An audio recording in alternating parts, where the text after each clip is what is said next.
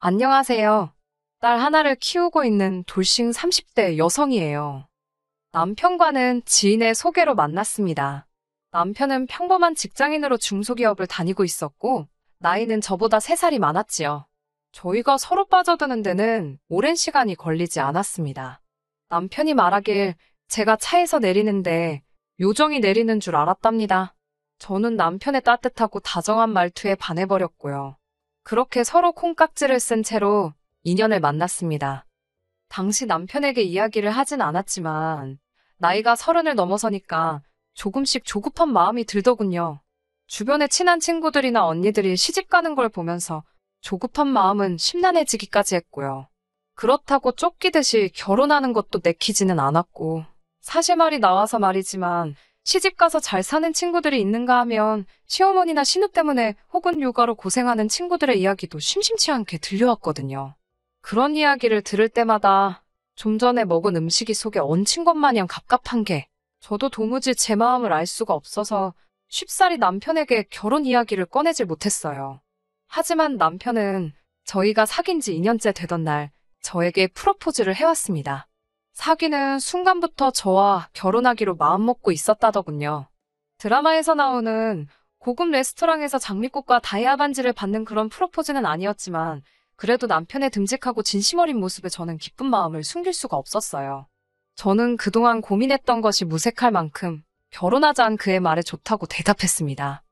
남편은 대학을 수도권에서 졸업했고 이후로 직장 생활을 위해 서울에 자리를 잡았다고 했어요. 그나마 대학을 다닐 때는 본가에서 통학을 했는데 서울에 있는 회사에 취직을 하면서 아예 독립을 했다고요. 남편이 말하길 어머님께선 자기가 자취하는 동안 1년에 한두 번이나 찾아오셨을까 싶을 정도로 아들의 사생활을 존중해 주시는 분이랍니다. 저 역시 사생활을 중요하게 여기는 사람이었기에 그런 남편의 말은 듣던 중 반가운 소리였지요. 저는 순진하게도 남편의 말을 철석같이 믿었습니다. 하지만 사람은 겪어보지 않으면 모른다는 그 말이 정말 딱이더군요. 남편이 아들로서 본 어머님과 며느리로서 제가 본 어머님은 완전히 다른 사람이었어요. 어머님의 유별난 성격을 알게 된 건 결혼식을 올리고 나서였습니다. 상견례 자리에서는 필시 당신의 이미지 관리를 하셨던 거겠지요. 상견례 자리에선 부적의 비읍소리도 하시지 않으셨으니까요. 다만 돌이켜 생각해보면 한 가지 마음에 걸리는 일이 있었습니다. 무슨 이야기를 하다가 그렇게 된 건지는 기억이 나지 않지만 종교 이야기가 나왔거든요. 저희 친정부모님은 서로 다른 종교를 가지고 계신데 그 이후로 뭐 서로를 힘들게 하시고 그런 건 전혀 없습니다. 어머님께선 그 이야기를 들으시곤 당신도 똑같다며 당신은 다른 사람들이 어떤 종교를 믿고 따르던지 전혀 개의치 않는다 하셨습니다. 당신도 마음이 복잡할 때면 당신이 믿고 따르는 분을 찾아가 여러 가지 조언을 구하곤 하신다면서요. 솔직히 상견례 자리에선 어울리지 않는 대화였지만 어머님께서 워낙 열과 성을 다해 말씀을 하셨기 때문에 20분 가까이 저희 부모님이나 저나 꼼짝없이 듣고 있을 수밖에 없었어요. 아버님이나 남편은 늘상 있는 일인지 별로 개의치 않는 눈치였고요. 하지만 신혼여행에서 돌아온 날 어머님이 말씀하셨던 그 믿고 따르는 그것이 무엇을 의미하는지 확실히 알게 되었습니다.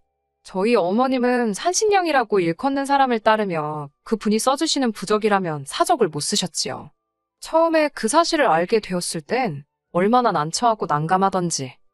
저희 부모님이나 어머님 아버님이나 당신들 사는 집 노후 준비는 그럭저럭 되어 있으셨지만 그렇다고 결혼하는 자식들 집 한 채씩 톡톡 싸줄 만큼은 아니셨습니다.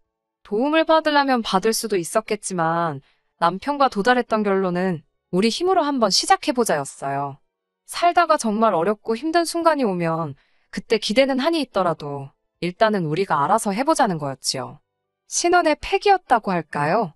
아무튼 그렇게 남편이 모아둔 돈 6천에 제가 모아둔 돈 5천, 그리고 전세대출을 받아 서울 외곽에 있는 작은 빌라에 들어가기로 계약을 하게 되었네요. 하지만 이사를 앞두고 생각지도 못한 문제가 생겼습니다. 저희 계획대로라면 식을 올리기 3일 전 이사를 마치고 들어올 가정가구도 전부 배송을 받는 것이었어요.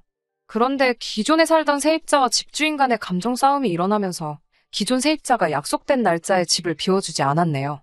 경찰을 부르네만의 소리가 나올 정도로 일이 컸다고 하는데 집주인 입장에선 기존 세입자가 집에 해코지라도 할까 걱정이 되었는지 강하게 대응을 못하는 눈치였지요. 결국 저희의 이사 일정은 시쳇말로 다 빠그라졌습니다. 다른 집을 알아볼 생각도 안 했던 건 아닙니다. 하지만 당시 전세 구하기가 하늘의 별 따기만큼 어려웠던 시기라 그마저도 상황이 여의치 않았네요. 이사가 늦어지니 배송받기로 되어 있던 가정가구 일정도 전부 다 바꿔야 했고 개중 몇몇 개는 저희가 신혼여행 중일 때 오게 생길 판이었지요. 이게 화근이었습니다. 남편은 어머님께 부탁을 드리자고 했습니다. 배달 오는 날 어머님께 잠시 들려 물건만 받아달라 하면 안 되겠냐고요. 솔직히 말하자면 제 입장에선 불편하기도 했고 죄송하기도 해서 내키지는 않았습니다. 마음 같아선 더 가까이 사는 친정부모님께 부탁을 드리고도 싶었네요. 하지만 당시 외할머니께서 많이 편찮으셨고 그 병간호를 저희 어머니가 도맡아서 하시다 보니 제 일까지 부탁드리기가 어렵더라고요. 아무튼 이러한 이유로 신혼집 비밀번호를 어머님께서 알게 되신 거예요. 신혼여행을 하는 동안 어머님께서 가정가구가 다 도착한 것 같다 연락을 주셨고 감사하다 했습니다. 귀찮으셨을 텐데 별말 없이 해주신 어머님께 감사해서 화장품도 선물로 샀어요. 그렇게 4박 5일의 신혼여행을 마치고 집에 도착한 저희는 특히 저는 경악을 금치 못했습니다. 현관부터 시작해서 거실이며 부엌이며 할 것 없이 심지어 방문까지 온통 노란 부적으로 도배가 돼 있다시피 했지요. 사람이 너무 황당하니까 말도 제대로 안 나오더라고요. 제가 가까스로 마음을 가라앉히고 남편에게 이게 다 뭐냐고 물었습니다. 남편이 한숨만 내쉬고 별말이 없는 게 아무래도 뭔가 아는 눈치였거든요. 남편이 말하길 아무래도 어머님이 해놓으신 것 같답니다. 깜짝 선물이 있다고 하시더니 이거였나 보다고요. 얼마나 상황이 어이가 없던지 화도 안 나더라니까요. 남편에게 빨리 하나씩 뜯으라니까 주저하는 모습을 보이더니 어머님이 생각해서 붙여놓으신 건데 그냥 두면 안 되겠냐입니다. 생각을 해주신 거야 당연히 감사하지만 이게 다 뭐냐고 귀신 나올까봐 무섭다고 싫다고 했어요. 하지만 남편은 계속해서 어머님이 아기가 있어서 이런 일을 하실 분이 아니라며 분명히 깊은 뜻이 있으셨을 거라고 저를 설득하려 했습니다. 참다 못한 제가 결국 남편이 보는 앞에서 어머님께 전화를 드렸어요. 어머님께서는 부적마다 의미가 다 다르고 뜻이 있는 거라며 한 달은 붙여놔야 한답니다. 그 집에 뭐가 있어서 이사하기 전부터 말썽이 있었던 거라고요. 말도 안 된다고 받아치고 싶었지만 이제 막 시골리고 며느리가 된 제 입장에서 꼬치꼬치 따지기도 어렵더라고요. 결국 눈 딱 감고 한 달만 내버려 두기로 했습니다. 하지만 막상 한 달이 다 되어가자 남편은 이 부적 때문인지 하는 일마다 요즘 잘 풀리는 것 같지 않냐며 소위 연막을 치더라고요. 저는 그 말을 솔직히 들은 채도 하지 않았어요. 퇴근하고 집에 들어올 때마다 현관문을 열면 제일 먼저 눈에 띄는 게 부적이었는데 소름이 돋는 것 같았거든요. 약속대로 한 달이 되던 날 제가 다 떼내었는데 남편이 몹시 서운해하던 게 지금도 생각이 나네요. 어머님께서도 꽤나 기분이 상하신 눈치였지만 제가 사과할 일도 아닌 것 같아 모른 채 넘어갔습니다. 그리고 얼마 후 저는 임신을 했습니다. 처음부터 저는 딸이든 아들이든 성별은 개의치 않았어요. 어느 쪽이든 하나만 낳아 잘 기르는 게 제 꿈이자 목표였으니까요. 하지만 제 배가 제법 불러오기 시작할 무렵부터 어머님께선 아들을 낳아야 한다고 저만 보면 말 그대로 손자 타령을 하시더군요. 잔소리가 지겨워진 저는 병원에 가서 아이 성별을 물었습니다. 의사 선생님이 성별을 알려주려면 조금 더 있어야 한다고 하셨지만 넌지시 딸이라는 힌트를 주시더라고요. 처음부터 딸이든 아들이든 개의치 않았기 때문에 실망 같은 건 조금도 하지 않았습니다. 하지만 어머님의 얼굴이 머릿속을 스치면서 잠깐이었지만 아차 싶었네요. 그렇게 집으로 와 남편과 함께 어머님께 연락을 드렸습니다.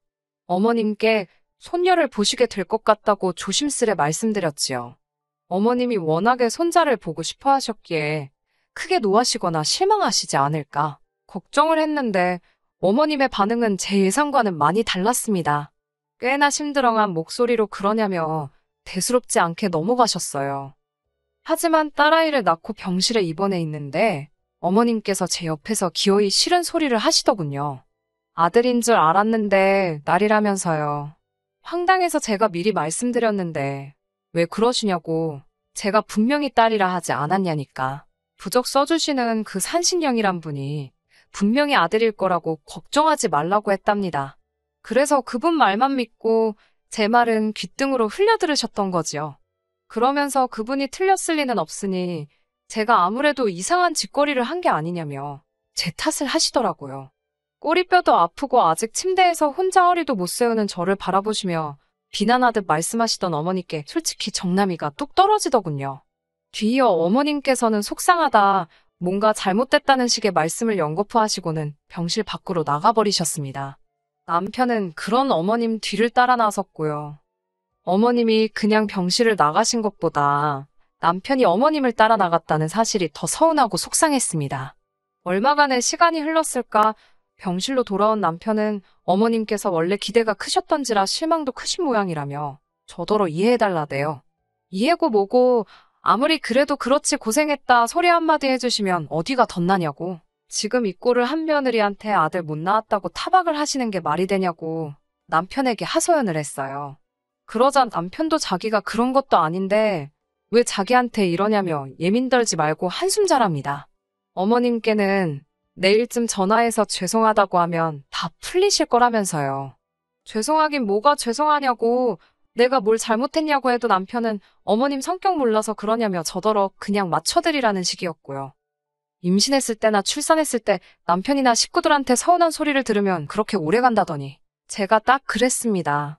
어머님께서 먼저 적나라하게 당신 속내를 보여주신 덕분에 저도 어느 정도 거리를 두고 어머님을 대하게 되더라고요. 손녀 자주 봐서 뭐하냐며 어머님은 저희 집에 자주 오지도 않으셨어요. 그렇게 서로 대면대면하게 지내다 보니까 어머님에 대한 서운함도 좀 가시는 것 같았지요. 그리고 어머님께서는 이런 틈을 놓치지 않으셨습니다. 제 행동이나 말투가 좀 누그러졌다 싶으셨는지 아니면 남편을 통해 뭐라도 들으셨는지 언젠가부터 다시 하루가 멀다 하고 연락을 해오셨거든요. 갑자기 연락을 해오시는 것도 당황스러웠지만 어머님의 용건을 알고 나선 황당한 마음을 감출 수가 없었지요. 어머님께서 또 다시 손자 타령을 하시는 게 아니겠어요? 사실 남편과는 이미 하나만 낳아 잘 기르는 쪽으로 결정이 난 상황이었기에 어머님의 손자 타령이 부담스럽게 다가온 것도 사실이고요. 저는 어머님께 솔직하게 말씀드렸습니다. 남편이나 제 벌이를 생각했을 때 아이들을 낳아 기르는 건 현실적으로 어려울 것 같다고요. 까놓고 말해서 제가 복직을 한다고 하면 한 달에 300남짓 벌겠지요? 그럼 저희 딸은 누가 키워주나요? 이제껏 저 키우시고 외할머니 병수발로 고생하시는 어머님께 부탁을 드리고 싶지도 않았고 어머님이야 뭐. 솔직히 어머님 위생 개념이라던가 저랑 안 맞는 부분이 한두 개가 아니었거든요. 결국 아이 봐줄 이모님이라도 한 분 구해야 하는데 그분에게 제 월급을 다 갖다 바쳐야 할 판이었으니 이러지도 저러지도 도저히 계산이 서질 않아 머리가 깨질 것 같았습니다. 그런데 그런 저더러 어머님께서는 애를 하나 더 낳으라고 성하셨으니 야속하기도 했고 전 안 된다고 그럴 생각은 없다고 말씀드렸어요. 그러자 어머님께서는 애들 태어날 때 지 먹을 수저는 입에 다 하나씩 물고 태어나는 거라며 제가 몰라도 뭘 너무 모른답니다. 그러면서 자녀 계획을 시부모랑 상의도 없이 세우는 며느리가 어디 있냐며 저더러 너무 경우가 없다고 하시더군요. 제가 어머님께 그럼 어머님이 저한테 한 달에 200만 원씩 주실 거냐 물었습니다. 그러면 둘째 하나 더 낳아보겠다고요. 결국 어머님과 제 사이는 다시 또 틀어졌습니다. 예전과 달라진 건 고성이 오갔다는 것이지요. 어머님은 계속해서 저에게 밑도 끝도 없이 제가 못 되쳐먹고 싸가지도 없다. 시집을 왔으면 애를 낳는 게 당연하지. 어디 되바라지게 시애미한테 애를 키우네 못 키우네 그런 소리를 하냐고 악을 쓰셨어요. 저는 저대로 제가 무슨 이 집에 애 낳아주러 온 기계냐고 싫다고 했고요. 이번에도 머저리 같은 남편은 이러지도 저러지도 못하고 우물쭈물. 그날 이후로 저는 어머님이랑 신경전 아닌 신경전을 이어가고 있었습니다. 그러다 저희가 이혼하게 된 결정적인 사건이 터졌네요. 평소엔 이불 빨래를 남편이 도와줬는데 그날만큼은 그냥 제가 하고 싶더라고요. 도와주겠다는 남편을 뿌리치고 베개 커버를 벗겨냈는데 뭔가 발 쪽으로 툭 떨어지더군요. 몇 번이고 고이 접힌 부적이었습니다. 최근에 어머님께서는 오신 적이 없었긴 한데 그래도 어머님 말고 누가 이런 짓을 했겠나 싶어서 씩씩거리며 전화기를 찾았어요. 그런 저에게 남편이 무슨 일이냐고, 왜 그렇게 화가 나 있냐 묻길래 저는 씩씩대며 남편에게 부족을 보여줬습니다. 어머님이 이런 걸 내 베개에 넣어두셨다고, 진짜 왜 이러시는지 모르겠다고 화를 냈어요. 가만 못 넘어간다. 어머님께 다 따질 거라고 하니까 가만히 있던 남편이 그러지 말라며 저를 붙잡았습니다. 이거 놓으라고. 이제 진짜 노란색만 봐도 넌더리가 나고 소름이 끼친다니까. 남편이 자기가 넣어놨답니다. 예상치 못한 남편의 말에 제가 그게 무슨 소리냐고, 당신이 이런 걸 왜 넣어뒀냐고 물었어요. 돌이켜 생각해보니 일이 있기 얼마 전 남편이 시댁에 혼자 다녀온 일이 있었거든요. 애시당초 손녀에 관심도 없으신 어머님이시라 손녀를 데려오라 어쩌라 말씀도 없으셨고요. 남편은 이튿날이 돼서야 집에 들어왔는데 몹시 지쳐 있었지요. 그날 받은 부적이랍니다. 어머님이 가자고 한 곳을 따라가니 어떤 남자가 사당 같은 데서 사람들을 상대하고 있더래요. 1시간쯤 기다려서 들어가니 다짜고짜 남편더러 손금을 보여달라 했답니다. 남편 말로 본인은 정말 보여주기 싫었다는데 그건 제 알 바가 아니고, 아무튼 내키지는 않았지만 어머님의 방강요로 인해 어쩔 수 없이 손금을 보여주니 그 부적을 써주더랍니다. 손금 보고 부적 쓴다는 소리는 또 처음 들어본지라 어이가 없고 어머님도 여러 가지 의미로 대단하시다 싶더군요. 아무튼 그렇게 그 부적을 50만 원을 주고 샀다면서 어머님이 제 베개 속에 넣어두라 하셨다고요. 그러면서 남편이 한다는 소리가 죽은 사람 소원도 들어준다는데 산 사람 소원 못 들어주겠냐는 생각으로 그 부적을 제 베개에 넣었답니다. 남편의 말을 들으니 소름이 확 끼치더군요. 저는 남편에게 언제까지 어머님의 그 말도 안 되는 소리를 들어드리며 살 거냐고 따졌습니다. 하나 있는 손녀나 예뻐해 주시면 얼마나 좋냐고, 안 낳겠다는데 왜 자꾸 손자 타령을 하면서 이렇게 사람을 힘들게 하시는지 모르겠다고 분통을 터뜨렸지요. 그러자 남편이란 놈이 한다는 소리가 이게 다 제가 처음부터 아들을 낳았으면 될 걸 못 낳아서 그런 거 아니냐입니다.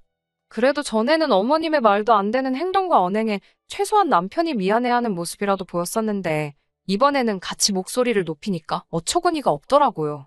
남편은 그런 제 속을 눈치를 챘는지 못 챘는지 계속해서 저에게 악을 썼습니다. 부적 좀 집에 드리는 게 저한테 무슨 피해라도 주냐고요. 어머님께서 당신 돈으로 사서 좋은 마음으로 주시는 건데 왜 난리냐, 뭐 말도 안 되는 소리를 늘어놓더라니까요.